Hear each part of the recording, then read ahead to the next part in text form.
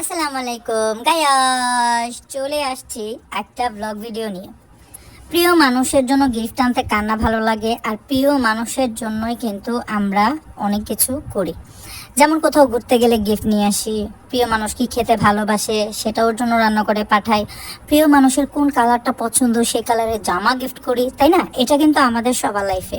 তা আমিও অবশ্যই প্রিয় মানুষ ছাড়া না। আর আমি কোথাও ঘুরতে গেলে আসলেই আমি আমার প্রিয় মানুষগুলোর জন্য টুকিটাকি কেনাকাটা করে থাকি। তো কক্সবাজার যেহেতু গিয়েছিলাম, অবশ্যই কিছু না কিছু কেনাকাটা করেছি। অতি প্রথমেই চকলেটগুলো প্রিয় মানুষদের ভাগ করে দিয়ে দিব।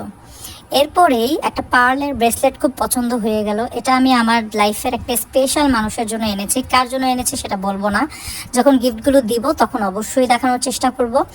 আর গিফটের প্রাইস বা গিফটের দাম আমি অবশ্যই বলবো না। আসলে গিফটই হয়, ওখানে কোনো দামের কোনো মূল্য থাকে না। আর গিফটের সবচেয়ে ইম্পর্টেন্ট জিনিসটা হচ্ছে ভালোবাসা এবং এফোর্ট। এরপরে কিছু ব্রেসলেট এনেছি। এগুলো নর্মাল ব্রেসলেট, যারা আপনারা কক্সবাজার যান তারা অবশ্যই এগুলোর দাম সম্পর্কে অবগত আছেন। এই কারণে আমি এইসব সম্পর্কে কিছু বলতে চাচ্ছি না। তো এই হলো মানে টুকিটাকি কিছু কেনাকাটা।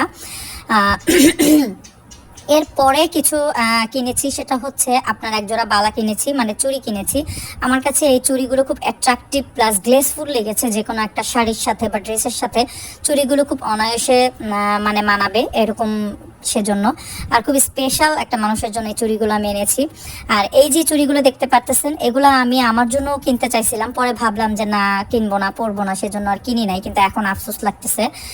তো নেক্সট যে জিনিসটা প্রেজেন্ট করতে যাচ্ছে সেটা হচ্ছে আংটিটা। এটা হচ্ছে আমার হাজবেন্ড একদম দাঁড়িয়ে থেকে কিনে এনেছে। আমার ছোট ছেলের সাথে কি যেন কেনাকাটা করতে গিয়ে এটা সে কিনে নিয়ে আসছে। তবে তার কাছ থেকে আমার মনে হচ্ছে যে প্রাইসটা একটু বেশি রাখছে। তো যাই হোক, ওইটা ব্যাপার না। আর এই যে মেটালটা, এই মেটালটা আমাকে একদম কালার গ্যারান্টি দিছে। যদি বেঁচে থাকে তাহলে 1 বছর পর আমি এই আংটিটার আবার একটা রিভিউ দিব।